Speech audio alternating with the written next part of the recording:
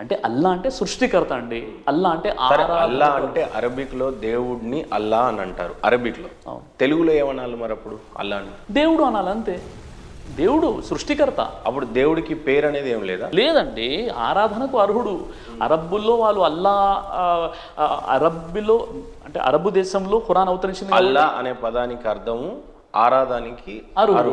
ఆరాధనకు అర్హుడు అంటే ఆయన ఒక దేవుడు, మనం ఆరాధిస్తే ఆరాధనకి ఆయన అర్హుడుగా ఉన్నాడు. సో మనం అరబిక్ లో అల్లా అని అంటున్నాం, తెలుగులో దేవుడు అంటే సరిపోతుంది. సర్వేశ్వరుడు, ఈశ్వరుడు, అల్లా ఇలా ఏం చెప్పడానికి లేదు. సర్వేశ్వరుడు అంటే సర్వనియామకుడు. అదే విధంగా అల్లా అంటే సర్వేశ్వరుడు అని అంటే ఎవరు మీ దృష్టిలో?